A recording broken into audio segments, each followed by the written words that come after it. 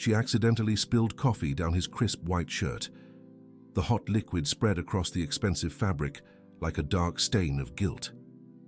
Her hands trembled uncontrollably as she dabbed at it with a cloth, knowing this simple mistake could cost her her job, her only source of income, her very survival. Suddenly, for no reason, without understanding why. She stopped. She raised her eyes, and when she met his gaze, something inside her shattered. Tears welled up unbidden, streaming down her face as if drawn from a deep well of ancient sorrow. And from her throat escaped a whisper, a broken voice, laden with a weight she couldn't comprehend. "I'm sorry. I'm so sorry." Richard Huntington froze. Every muscle in his body tensed. Those simple, commonplace words echoed in his soul like a bell tolling from the depths of an abyss, as if he had waited 373 years to hear them. As if, finally, after centuries, something essential was clicking into place. He couldn't fathom why an apology from a housekeeper stirred him so profoundly. She couldn't explain why she was begging forgiveness for spilling a simple cup of coffee. But in that moment, in the opulent office of a five-star hotel in New Orleans, two souls recognized each other across time. Eleanor Ainsworth was 29 years old and juggling 3 jobs. By day, she cleaned Richard Huntington's estate. In the afternoons, she worked at a laundromat. At night, she cared for the elderly in a nursing home. She slept 4 hours a night, ate 1 meal a day, and even then barely scraped together enough to pay the rent on a tiny room she shared with 2 other women. Richard Huntington was 38 years old and owned 7 luxury hotels scattered across the United States. He wore watches that cost more than cars. He traded cars every 6 months. He never smiled, and he trusted precisely 0 people. His mother had raised him alone after his father abandoned them. She cleaned houses her whole life to pay for his education. She died of exhaustion 3 days after he graduated with a business degree. Richard swore that day that he would never be poor again, never depend on anyone, and never trust promises. He built a hotel empire based on one simple rule: everyone betrays. Everyone abandons. So it's better to betray first. Eleanor had entered his life 3 weeks ago. The cleaning service sent her to replace the previous maid who had been fired for theft. She arrived soaked from the rain, too thin, with dark circles under her eyes. Richard barely glanced at her. He simply pointed out the areas that needed cleaning and left. But something strange happened that first day. While she was cleaning the library, Richard experienced a violent flashback. He saw a woman in a long dress and veil weeping. He saw an old chapel. He heard shouts in archaic English. He woke up in his office in a cold sweat, not understanding what had happened. Since then, the flashbacks had intensified every time Eleanor was near. Richard felt a strange ache in his chest, an inexplicable anger, a sense of deep betrayal that made absolutely no sense. And Eleanor felt it too. Every time she saw Richard, a crushing weight of guilt overwhelmed her. She found herself wanting to apologize without knowing why. She had nightmares every night. She dreamed of a wounded soldier crying out her name. She woke up sobbing. Have you ever felt like you know someone you've just met? Have you ever felt guilty for something you don't remember doing? Eleanor and Richard were about to discover that some soul debts traverse centuries before they are paid. Returning to that moment in the office, the spilled coffee, the words, "I'm sorry. I'm so sorry." Richard gripped Eleanor's wrist tightly as she tried to pull away. He looked into her eyes, searching for something he couldn't name. "Why are you apologizing?" he asked, his voice strained. Eleanor blinked, confused. The tears still streamed down her face. "I don't know, sir. I swear I don't know. It's just, when I look at you, I feel like I've done something terrible, something unforgivable." His hand tightened on her wrist. He was going to yell. He was going to fire her. He was going to accuse her of being insane. But then he saw the birthmark on Eleanor's right wrist, right where he was holding her. There was a small, dark birthmark in the shape of a cross. Too perfect to be a coincidence. Richard released her as if he'd been shocked. That mark. He knew it. From where? How? That night. Richard couldn't sleep. He rummaged through old family archives. His great-great-grandfather had left behind some things, old papers, a gold ring with a crest, letters in archaic English. Richard had never paid them any mind, until now. He opened a dusty wooden box. Inside, he found a journal from 1648. The yellowed pages spoke of a soldier named Philip Arlington, his distant ancestor. One entry caught his eye. "I leave for war tomorrow. Isabel has sworn to wait for me. She is my life. I shall return in 6 months and we will wed. I trust her with my soul." Richard felt a chill run down his spine. He continued reading.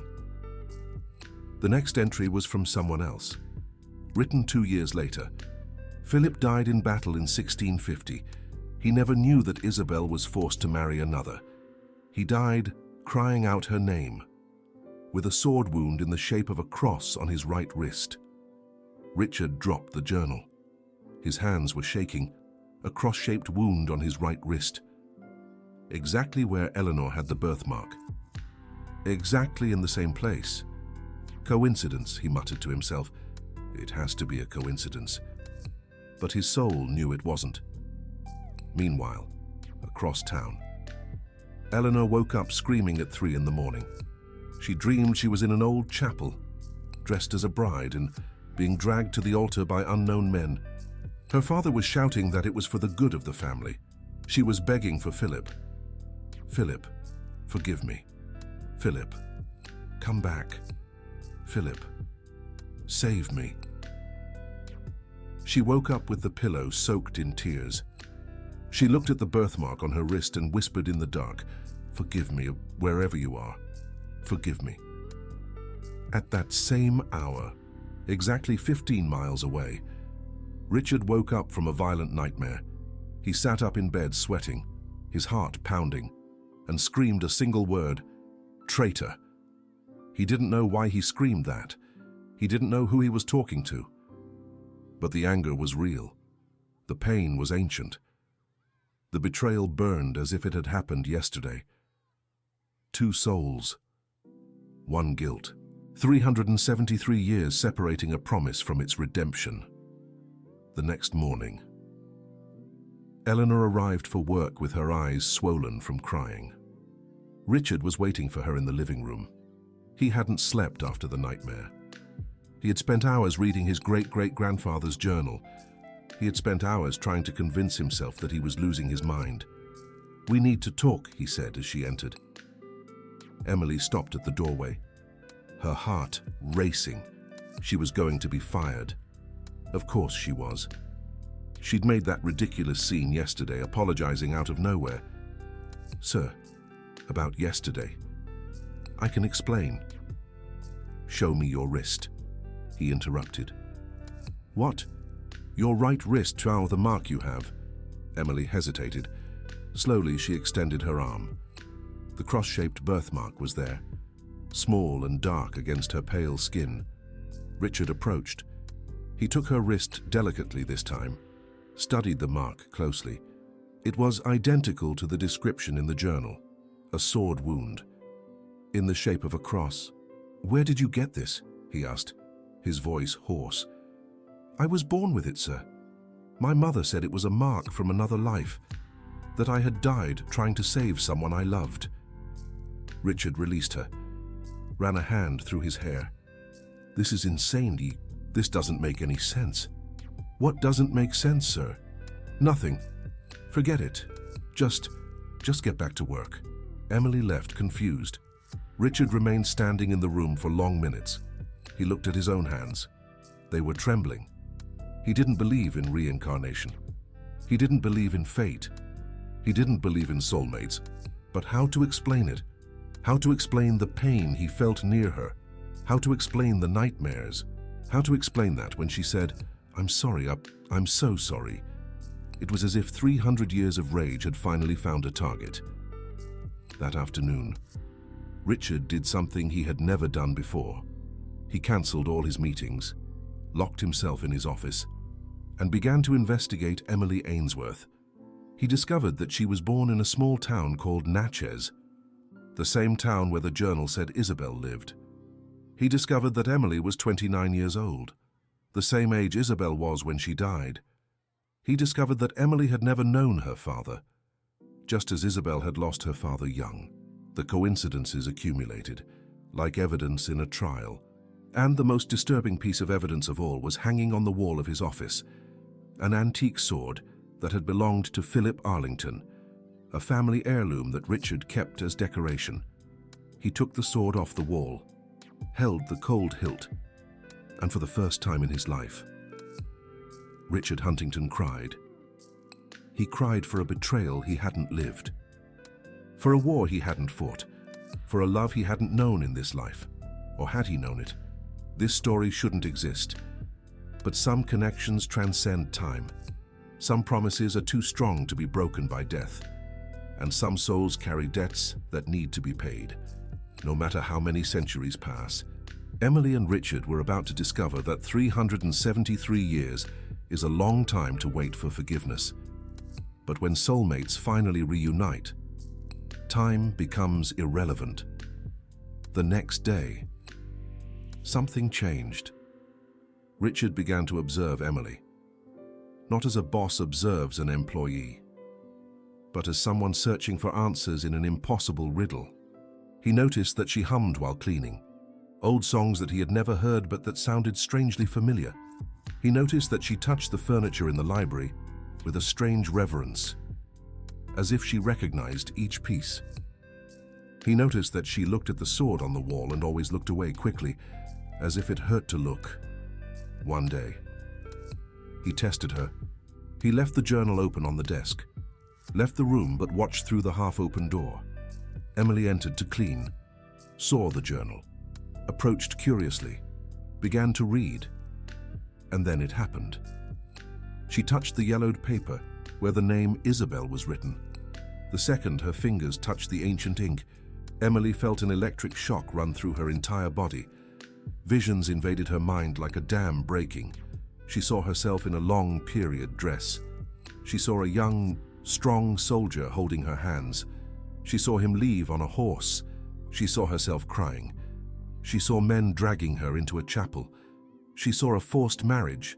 She saw herself screaming a name, Philip, Philip, forgive me. Emily fell to her knees on the floor of the office, gasping for air. Tears streamed down her face uncontrollably. She hugged her own body and began to rock back and forth, repeating, "Forgive me, forgive me, forgive me."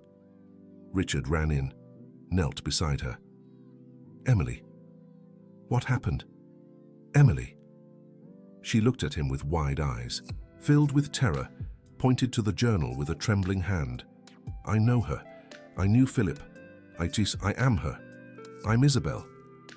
Richard froze. Hearing it aloud made everything too real. "You're in shock. Let me call for help." "No!" Emily grabbed his arm tightly. "Don't call anyone. I know it sounds crazy. I know. But I saw it. When I touched that paper, I saw everything. The chapel, the forced marriage, Philip leaving for war, me promising to wait. And then they forced me to marry another man. My father dragged me. I begged. But they didn't listen." Her voice broke. She covered her face with her hands. And Philip died without knowing. Died thinking that the love of his life had betrayed him. Richard couldn't speak, because every word she said resonated as absolute truth in his soul. He knew, in some impossible and irrational way, he knew she was telling the truth. "I don't forgive you," he said coldly, stepping away. Emily raised her tear-filled eyes. "What? If you're Isabel, If all this is real, then I'm Philip, and you betrayed me, left me to die alone on a battlefield, thinking that the love of my life abandoned me. But I didn't abandon you. I was forced. And I died without knowing that. Richard was yelling now. Years of inexplicable rage finally finding a reason. I died screaming your name. I died betrayed. Emily stood up unsteadily, extended her hands to him. That's why I'm here. That's why I found you again. To beg for forgiveness. So that you know the truth. The truth doesn't bring anyone back, Emily. The truth doesn't erase 300 years of pain you think only you suffered? Emily was yelling back now. I died 3 months after you. I died pregnant with your child. I died begging the heavens for forgiveness. And in every life since then, I've carried this guilt. In every life, I've looked for you. Silence. Richard and Emily stared at each other. Two strangers. Two ancient souls. An abyss of time and pain between them. If this connection is stirring something in you, if these words are touching something deep in your soul, maybe you also carry promises from other lives. Maybe you are also looking for someone without knowing who. Some stories don't end with death. They just wait for the right life to be concluded. Richard turned his back, left the room, locked himself in his bedroom. Emily stood there, alone in the luxurious office, with a 373-year-old journal in her hands, and a forgiveness that had not yet been accepted. But their story was just beginning. Because when souls find each other again, healing might take time, but it always happens. Always. For 3 days. Richard avoided Eleanor completely. He left the house before she arrived. He returned after she departed. He left written instructions about what needed cleaning. He didn't cross paths with her, not even by accident. But the dreams, they worsened. Every night, the visions became more vivid. He saw everything now. He saw himself as Philip, young and in love. He saw Isabel in a white dress, promising to wait. He saw the departure for war. He saw the last time they kissed, and worse. He saw the death. He felt the blade pierce his chest. He felt the blood flowing. He heard his own voice screaming her name. He felt the betrayal burning more than the wound. He woke up every night at 3 a.m., exactly the time Philip had died. Richard tried to ignore it. He tried to rationalize it. Maybe it was stress. Maybe he needed therapy. Maybe he was going crazy. But deep down, he knew the truth. And the truth hurt more than any sword wound. Eleanor. She was suffering too. The 3 days without seeing Richard were the worst of her life. The guilt increased with every hour. She knew he was avoiding her. She knew that his rejection was the echo of 373 years of pain. She thought about giving up.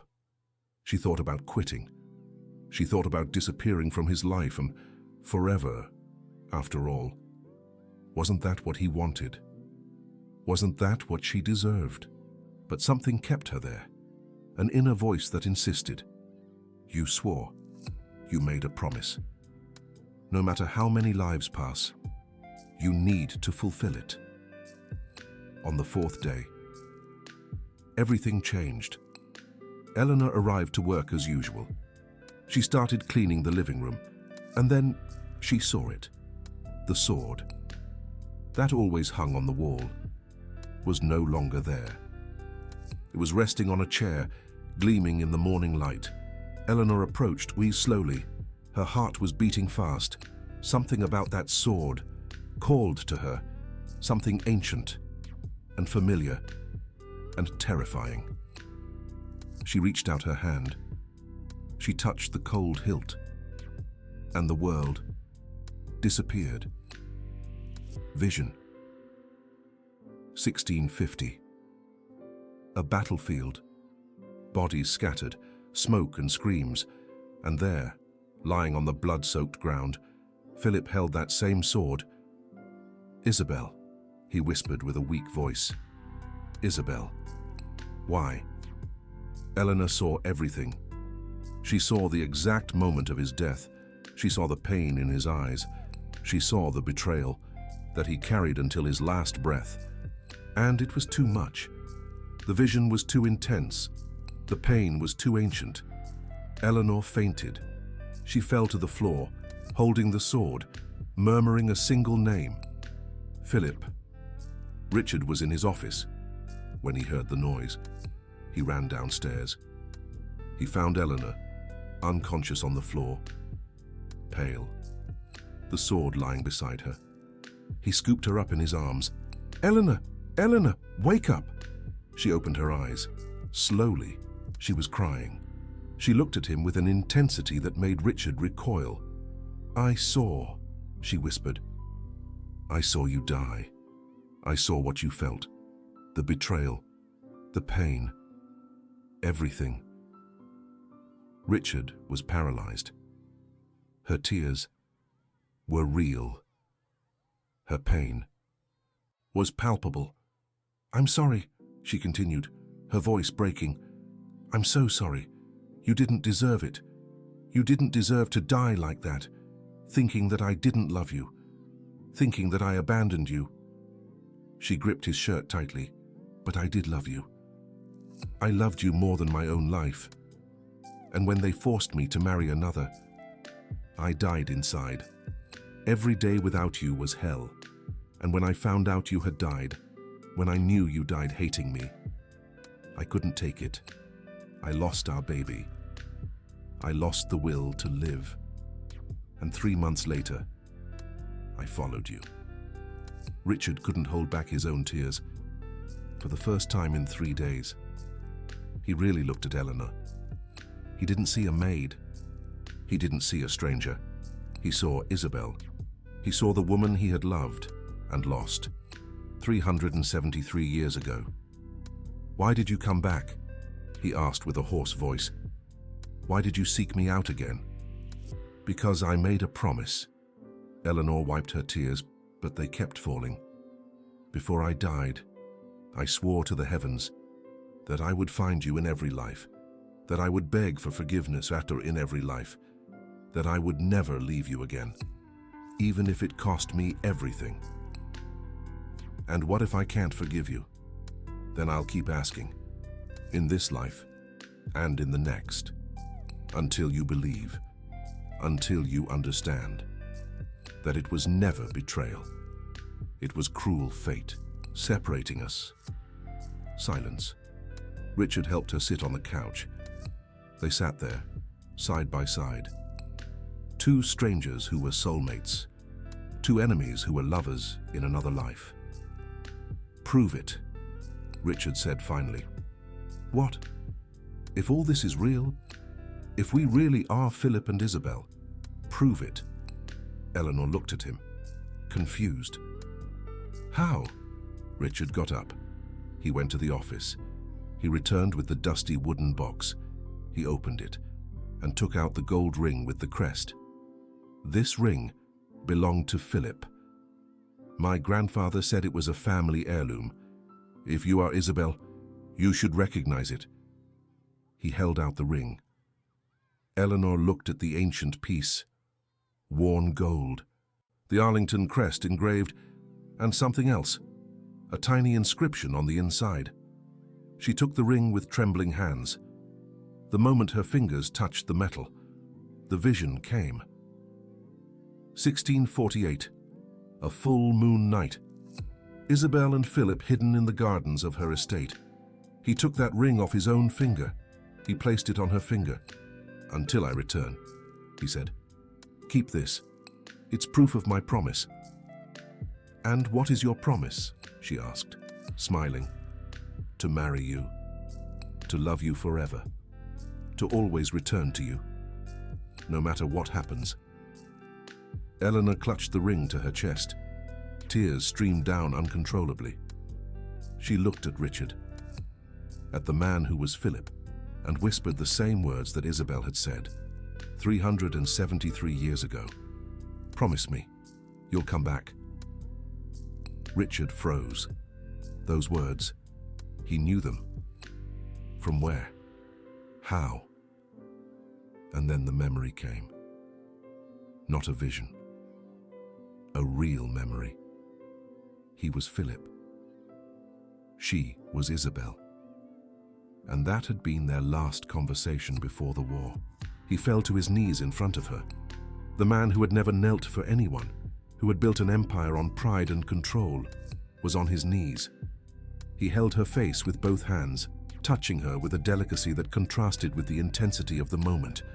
He looked into her eyes and, searching for lies and searching for manipulation, searching for anything that would give him an excuse to maintain the anger. And he found none of it, only truth, only pain, only love. That had survived 373 years of separation. "What would you have done?" he asked with a broken voice, stripped of all the coldness he used to carry. "If you were in her place? If your father dragged you into a forced marriage, while men held your arms, if you begged, I'll be screamed, cried, but no one listened. If you had no choice, no real choice, because women in 1650 had no choices? What would you have done, if you knew the man you loved was at war, bleeding on some distant field, thinking you'd betrayed him, that you'd abandoned him, that you'd chosen gold over love? What then?" Eleanor grasped his hands tightly. Tears streamed down her face. Exactly what Isabel did. Exactly. She would fight until she had no strength left, cry until there were no tears left to cry. And then, when all was lost, when life became unbearable, she would die of a broken heart. She would die pregnant with the child of the only man she ever loved, lose the baby. Because the body cannot bear to live without its soul. She would die begging for forgiveness, imploring that somehow, somewhere, you would hear her, and she would swear, with her last breath, to find you again. In every life, in every century, to tell you the truth, so you would know. It was never abandonment. It was always love. Always. And here we are, Richard murmured. 373 years later. And I still don't know if I can forgive you. I know. And it's okay. Eleanor placed the ring back into his hands. I'll wait. Just like you waited in every life, never knowing you were waiting. Just like I searched in every life, never knowing what I was searching for. Richard closed his eyes. He gripped the ring tightly. He felt the weight of 373 years of anger begin to crack. He wasn't ready to forgive, but for the first time, he was ready to try. "Stay," he said. "Don't go." "I never left," Eleanor replied. "You just couldn't see me." In the days that followed, something shifted between them. Richard stopped avoiding Eleanor. He started talking to her. Simple questions at first. How was your day? Are you eating well? Are you sleeping better? But the conversations began to evolve.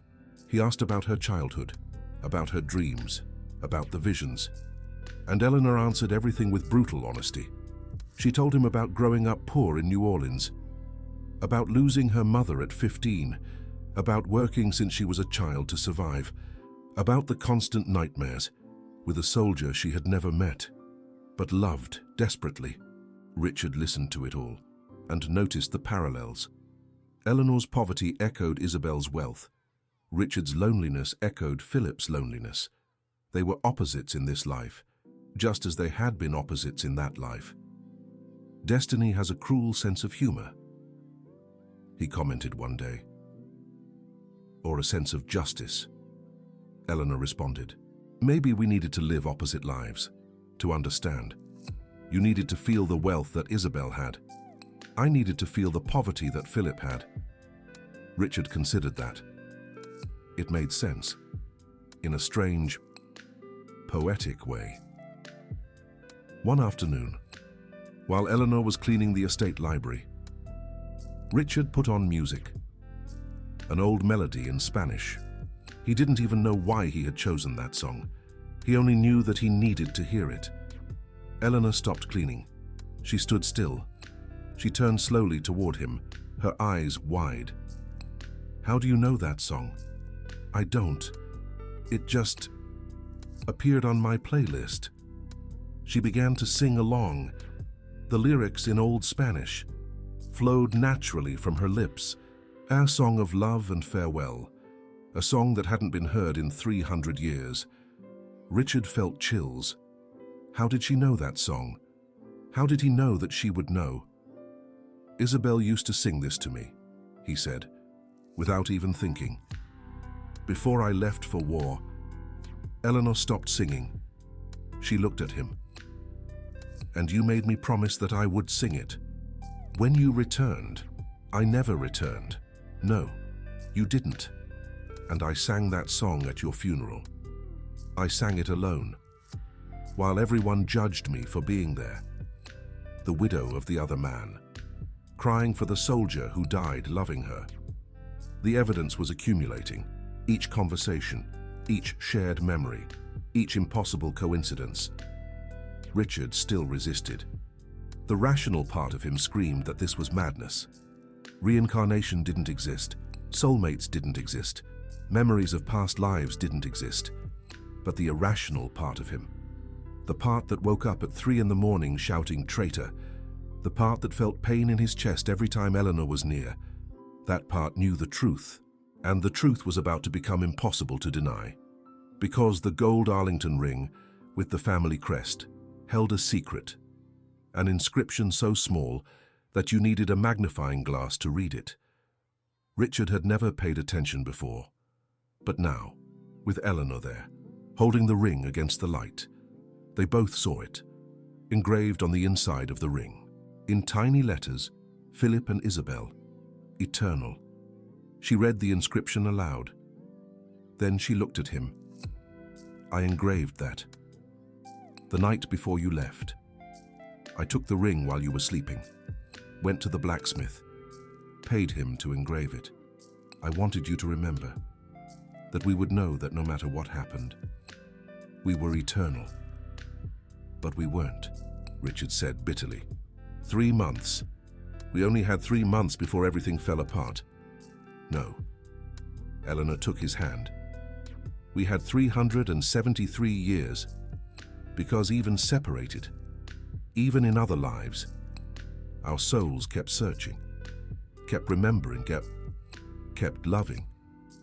And it was at that moment, holding that ancient ring, with the inscription that promised eternity, that Richard finally felt the anger begin to melt." He pulled Eleanor close. He rested his forehead against hers. He closed his eyes, and he whispered the words she had waited 373 years to hear, "I believe you." It wasn't forgiveness. Not yet. But it was the beginning. Some people will pause here. They will process the impossible. They will wonder if this is real, if connections like this really exist. If you are one of those people, if these words are touching something deep inside you, know that you are not alone. Millions of people around the world carry memories of past lives without knowing it. They carry inexplicable connections. They carry loves that transcend time. This story is for you. What happened in the days that followed was difficult to explain. Richard and Eleanor weren't exactly a couple, but they were no longer employer and employee either. They were two souls, trying to heal 373 years of pain. They talked for hours about the past, about the present, about the lives they had lived, without knowing they were searching for each other. Richard talked about his difficult childhood, about seeing his mother work to exhaustion, about vowing never to be poor again, about building an empire based on distrust. And Eleanor understood, because Philip had died poor and betrayed. Of course, Richard would build a life of wealth and control. It was the soul's compensation for a life lost in misery. Eleanor talked about her life of hard work, about never having anything, about always serving others, about feeling like she deserved that poverty, without knowing why. And Richard understood, because Isabel had lived in luxury while Philip suffered. Of course, Eleanor would carry guilt and punish herself with poverty. It was the soul's penitence for privileges in another life. Everything made sense. Every detail of their current lives was an echo of lives past. But something was still missing, a crucial piece of the puzzle. And that piece was about to reveal itself in the most impossible way. It happened on a rainy afternoon. Richard was working from home. Eleanor was cleaning the music room, a room she usually avoided. Something about that place made her uneasy. There was an old guitar leaning against a stand. It was a relic. It had belonged to Richard's great-great-grandfather, Philip Arlington. No one had played it in decades. Eleanor looked at the instrument. She felt a strange attraction. Something was pulling her, something ancient and familiar. Before she could think, she picked up the guitar, sat down, adjusted the instrument in her lap, and began to play.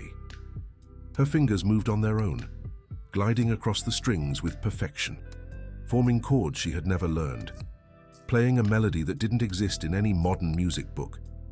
The music was old, sad, beautiful. It sounded like something from centuries ago. Richard heard the music from his office. He froze. That melody. He knew it. But from where? And he got up slowly, followed the sound, stopped at the door of the music room. There was Eleanor, playing the guitar with perfection, tears streaming down her face, completely lost in the music.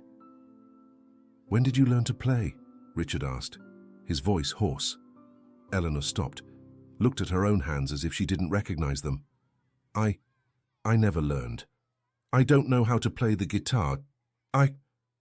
She dropped the instrument as if it burned her, looked at Richard with terror.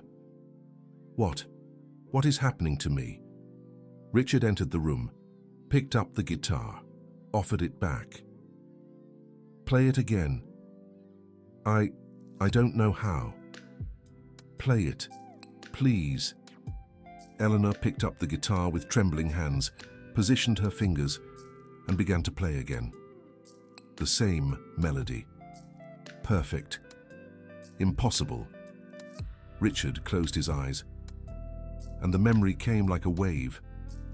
1648. The gardens of Isabel's estate. Philip Arlington sitting on a stone bench. Isabel playing the guitar and singing, her voice soft, the music sad and beautiful. "What is that song, Philip?" Isabel said. "A song my grandmother taught me. It's about love that survives death, about souls that meet, life after life." "It's beautiful," Philip Arlington replied. Isabel smiled. "I'll play it for you every night when you marry me, when we build our home. I'll play it until we grow old together." "Promise?" Philip asked. "I promise." Richard opened his eyes. Eleanor was still playing, her fingers dancing on the strings with an impossible familiarity. The tears fell on the old guitar, staining the aged wood. She played and cried, and didn't even know why.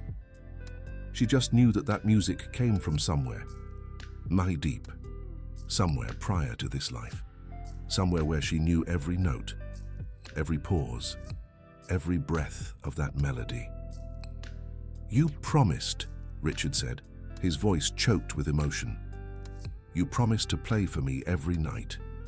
Promised that when we married it would be our song, that I would fall asleep listening to you play, that our children would grow up listening to this melody. You promised, Isabel." Eleanor stopped. Her fingers froze on the strings. The last chord echoed in the room before dying in silence. She looked at him with wide eyes. How did he know that? How did he know about the promise she didn't even remember making? And then came the vision. stronger than all the previous ones, more vivid, more real. She saw everything, not as an observer, but as someone who lived it. She saw herself as Isabel, 24 years old, sitting in the garden of her family's estate. The night was warm, stars shone above, and there, beside her, Philip Arlington, a strong but gentle soldier, poor but honored. He listened to her play that song her grandmother had taught her, a song about soulmates who meet life after life. She saw the promise being made, saw Philip smiling, saw them both dreaming of a future they never had the chance to live, saw the nights in the gardens, saw the guitar being played under the moon, saw 373 years ago, as if it were yesterday. The guitar fell from her hands and hit the floor with a dull thud. Eleanor stood up, staggering. Her legs failed her. The world spun. She backed away until she leaned against the wall, needing something solid to lean on as reality shattered. "I remember," she whispered, and her voice came out like a muffled cry from someone drowning in memories. "God, I remember everything. Every night, every promise, every—" Richard approached slowly, afraid that if he moved too quickly, she would disappear like a mirage. "What do you remember, Eleanor?" "Of us," she replied, and each word was a revelation. "In the gardens of my family, I was 24 years old. You were 26. You were a soldier. I was the daughter of a marquess. My father hated you because you were poor, but I didn't care. I played the guitar for you every night. You made me promise I'd always play, that when we married, it would be our tradition. And then you left for the war. March 9th, 1650. You left at dawn. I gave you the ring. You promised to return in 6 months. Promised that we would marry. And I never saw you again. 3 months later, they dragged me into that chapel, and when I found out that you had died thinking I had betrayed you, I broke the guitar, broke it with my own hands, smashed every string, shattered the wood, because I couldn't bear the memory. I couldn't bear the music that should have been ours, but never was." They stared at each other. The music room disappeared. For a second, they were Philip and Isabel again, young, in love, whole. And then the moment passed. They became Richard and Eleanor again, two broken people trying to put together the pieces of souls that were lost centuries ago. "Play for me," Richard asked with a broken voice. "Play the music you promised." Eleanor picked up the guitar again, wiped away her tears, took a deep breath, and played. The melody filled the room. Old, perfect, impossible. Richard closed his eyes and listened, and for the first time in 373 years, Philip finally heard the music that Isabel had promised to play, finally received what had been taken from him, finally felt the promise being fulfilled. When the music ended, the silence in the room was sacred. Richard opened his eyes, walked to Eleanor, knelt in front of her, held her hands that were still holding the guitar, and then, for the first time since they had reunited, Richard touched Eleanor for real. Not an accidental touch, not a hesitant touch, a deliberate and profound touch. He held her face with both hands, looked into her eyes, and when their eyes met, when their souls finally touched without barriers, the vision came, for both of them, at the same time, stronger than ever. 1650. June 8th. Noon. A battlefield in the heart of Louisiana. The stench of gunpowder and blood hung heavy in the air. Cries of wounded men echoed.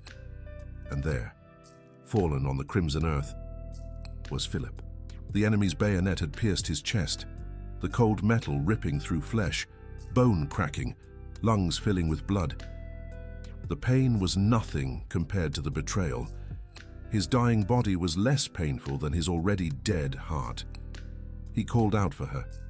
"Isabel, Isabel, why? Why did you leave me?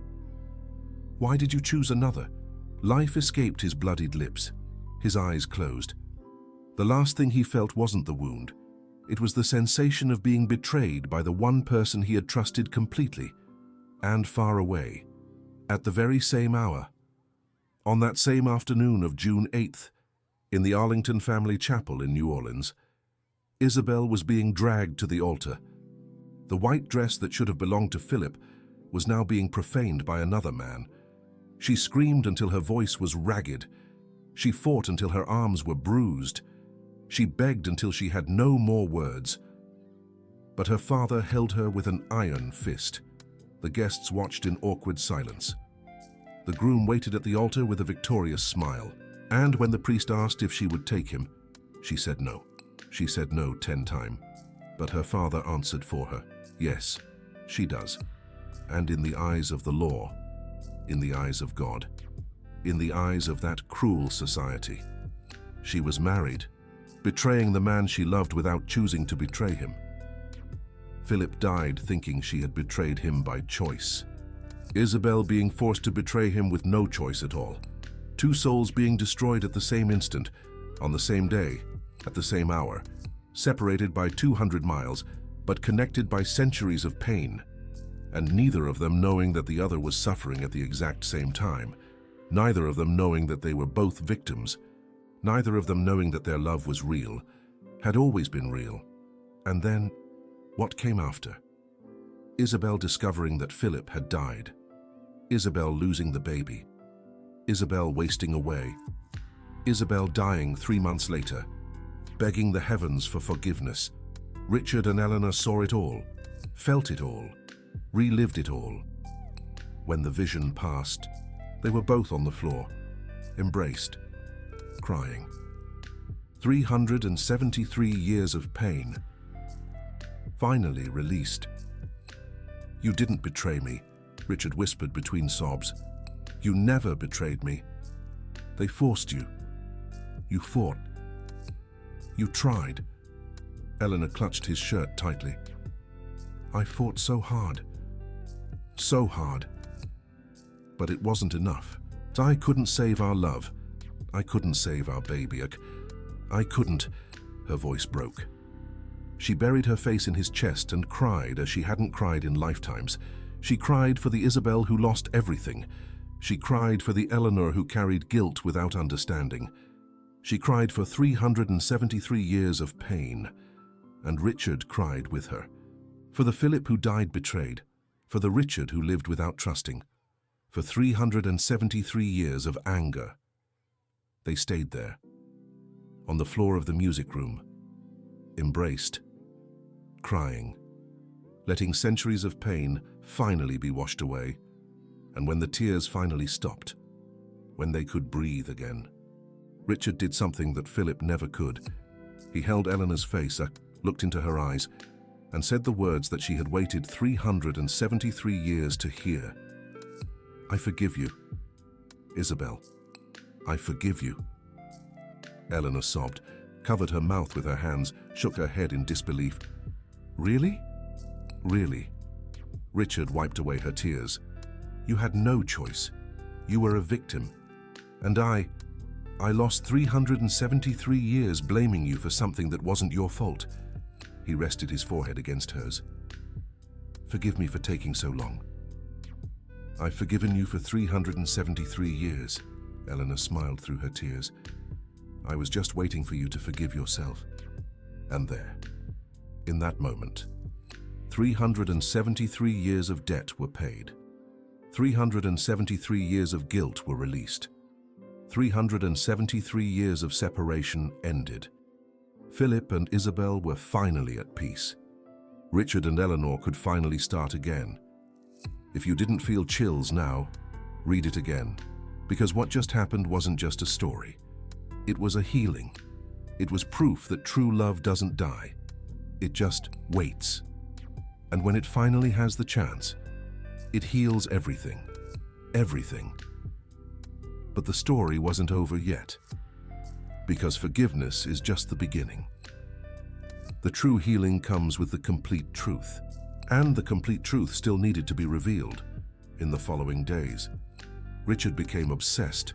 He needed proof, documentary proof. Proof that the world could see, not because he doubted it, but because he needed to honor the memory of Philip and Isabel. He needed to prove that their love existed, that the tragedy happened, that all of this was real. He hired historians or researchers, genealogy experts. He gave them all the details he had: names, dates, the city of New Orleans, the last name Arlington. And they found it. 3 weeks later, Richard received an email that would change everything. A researcher had found records in a museum in New Orleans, records from 1650, records of forced marriages, records of soldiers killed in battle. And among those records, 2 death certificates. The first, Philip Arlington, soldier, killed in action on June 8, 1650, bayonet wound to the chest. Last recorded words, shouted the name Isabel before passing. The second, Isabel Marie Ainsworth, widow, died on September 15, 1650, caused heartbreak following loss of pregnancy. Last recorded words, in delirium, begged forgiveness from someone named Philip. Richard read and reread the certificates. The dates, the details, everything matched. Every detail of the vision, every piece of the memory. But there was more. The researcher had sent photos of a portrait found in the museum, a portrait from 1648. Richard opened the file, and what he saw brought him to his knees. In the portrait, a young soldier in military uniform. Next to him, a young woman in a noble dress. They were holding hands, smiling. And underneath, an inscription: Philip Arlington and Isabel Marie Ainsworth. Engagement, 1648. The soldier's face was identical to Richard's, exactly. Same nose, same eyes, same expression. The woman's face was identical to Eleanor's, exactly. Same smile, same birthmark visible on her wrist, same soul in her eyes. Richard cried looking at that portrait. Cried because there was the proof that he wasn't crazy, that Eleanor wasn't crazy, that all of this was real. He printed the portrait, framed it, and when Eleanor arrived for work the next day, he was waiting in the living room with the frame in his hands. "I need to show you something," he said. Eleanor approached, saw the portrait, and her legs gave way. Richard caught her before she could fall. He helped her onto the sofa. Eleanor held the portrait with trembling hands. "It's us," she whispered. "Oh my God, it's really us." "I know." Richard sat beside her. "I found the death certificates too. Everything we saw in the visions. It's all documented. It's real, Eleanor. All of this is real." Eleanor looked at him, then at the portrait, then back at him. "Do you believe it now? Completely?" "I believe it." Richard took her hand. "I believe we're soulmates. I believe we've loved each other for 373 years. I believe we were separated by tragedy, and I believe we found each other again to finish what we started." Eleanor smiled through her tears. "Then let's finish it." "What? What we started? You proposed to me in 1648. I said yes. But we never got to marry." Richard looked at her, at the woman he'd waited 373 years for, at the soul that never gave up, at the love that survived even death itself. And there, in that room, with the portrait from 1648 in their hands, Richard did what Philip never could. He knelt down, took the gold ring with the Arlington crest from his pocket, looked into her eyes. "Isabel Marie Fernandez, who is now Eleanor Ainsworth. You've waited 373 years for this question, and I've waited 373 years to ask it. Will you marry me, in this life, and in every other life to come?" Eleanor cried, laughed, covered her face, then uncovered it. and gave the same answer she'd given 373 years ago. Yes, yes, 1,000 times yes. Richard placed the ring on her finger, the same ring that Philip had given to Isabel. The same ring with the inscription Philip and Isabel, eternal. Because some loves really are eternal. And when they kissed, they were no longer Richard and Eleanor. They were no longer Philip and Isabel. They were two souls finally reunited, two halves finally whole, a love finally free. 373 years of waiting, 373 years of pain, 373 years of searching. And it was all worth it. Because true love is always worth it. It always finds a way. It always wins. But destiny had one last test for them, one last chance to repeat the past, or to change it forever. 3 months after the proposal, Eleanor's life began to crumble. Her roommate lost her job. The rent was late. The landlord threatened eviction. Eleanor needed money urgently.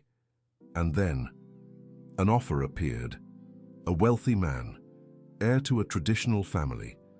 He'd seen Eleanor at the market, asked about her, discovered she was in debt, and made an offer. And he would pay all her debts, give her a house to live in, a generous salary, and on everything she needed. In exchange, she would marry him. A marriage of convenience, without love, just business. Eleanor's father, whom she hadn't seen in years, appeared out of nowhere supporting the proposal, saying it was her chance, that she was crazy to refuse. That girls like her don't turn down opportunities like that.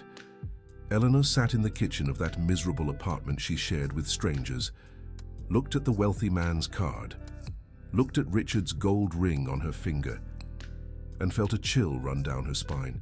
This has happened before, exactly like this. A wealthy man offering everything, her father pressuring her, the debts drowning her, the promise of salvation through a loveless marriage. In 1650, Isabel had accepted, betrayed Philip out of desperation, and both had paid the price for 373 years. Eleanor looked at the ring and made the decision that Isabel couldn't make. No. She tore up the card, called Richard, and told him everything. When Richard heard the story, he felt his blood run cold. The parallels were terrifying. Everything was the same, everything leading to the same tragic end. But this time it would be different, because this time he was alive. This time he could fight for her. This time, no one would separate them. He went to Eleanor's apartment that very night, paid all the debts, confronted the landlord, confronted the wealthy man who'd made the offer, and confronted her father. "She is not for sale," Richard said with a firm voice. "She never has been. And if you try to force her again, you'll have to go through me first." Eleanor's father backed down. The wealthy man gave up. And for the first time in 2 lifetimes, and destiny changed course. Richard held Eleanor that night and whispered, "This time I'll fight for you. This time I won't let anyone take you." Eleanor cried, not from sadness, but from relief, because finally, after 373 years, someone was fighting for her. Farces, finally, Amasis, she wasn't alone. This story shouldn't exist. It shouldn't be possible. But it is happening. And if you've made it this far, if every word has touched something deep inside you, know that it wasn't by chance. Some stories choose who will hear them, and this one chose you. They were married 6 months later.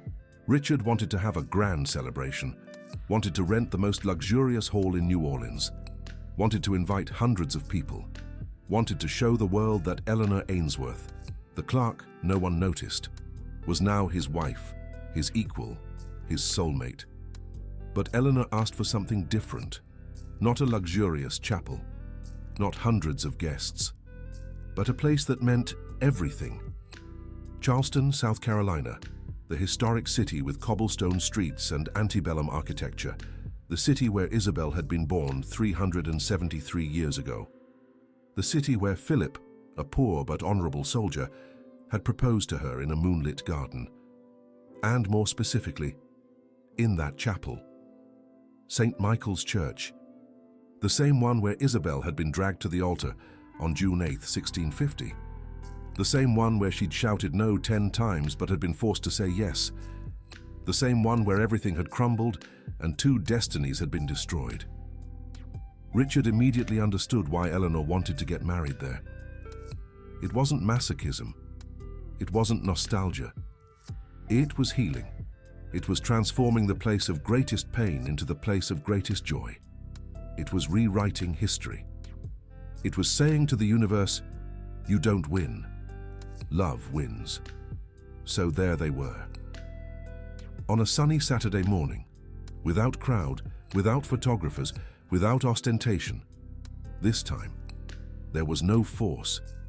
There were no tears of despair. There were no promises broken by external pressure. Eleanor walked into that chapel, arm in arm with Richard. Her arm was intertwined with his by choice, not by chains. She wore a simple white dress, but it was white with new beginnings, not white stained by imposition. He wore a simple suit, but carried in his pocket the gold ring with the Arlington crest, the same one that Philip had given to Isabel. There was no one else there, besides them, the priest, and the souls of Philip and Isabel, witnessing from eternity. But when they exchanged their vows, when they said, I do to each other, the walls of that ancient chapel bore witness to the healing of 373 years. Philip and Isabel finally got married. Richard and Eleanor finally fulfilled their promise, and when they kissed as husband and wife, the weight they had both carried their entire lives finally disappeared. Eleanor's guilt evaporated. Richard's anger dissolved. 373 years of pain were erased in a single kiss. There, that in that very chapel where everything went wrong, everything finally went right. They walked out of that church, hand in hand, free, complete, healed. And as they walked through the old streets of New Orleans, Eleanor had one last vision, 1648, those very streets.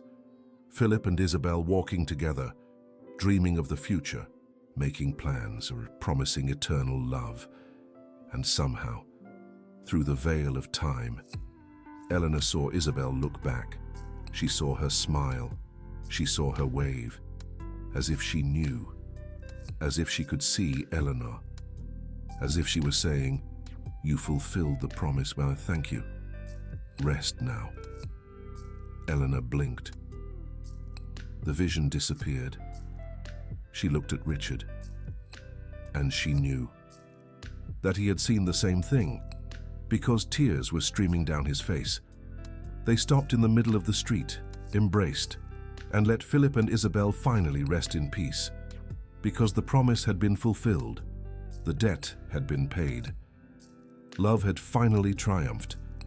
6 months after the wedding, something unexpected happened. Eleanor discovered she was pregnant. She and Richard sat in the doctor's office in silence, looking at the image on the ultrasound. A baby, a new life, a chance to start over. Richard held Eleanor's hand tightly. He remembered the baby that Isabel had lost. He remembered the pain. He remembered the tragedy. This time will be different, he whispered. This time will be different, Eleanor confirmed, and it was. 9 months later, a little girl was born, healthy, perfect, crying loudly and alive. They named her Isabel, in honor of the woman who never gave up, the soul who searched through centuries, the promise that was finally fulfilled. And when Richard held that baby in his arms, when he looked at Eleanor lying in the hospital bed, smiling tiredly but happily, he finally understood. It wasn't about reincarnation. It wasn't about past lives. It wasn't about destiny. It was about love. Love so strong that it transcends death. Love so pure that it survives centuries. Love so true that it always finds a way back. Eleanor and Richard weren't just Philip and Isabel in new bodies. They were living proof that some connections are eternal, some promises never die, some loves never end. They just wait for the right life, for the right chance, for the right moment. And when that moment arrives, when two souls finally reunite, healing happens, forgiveness happens, love wins.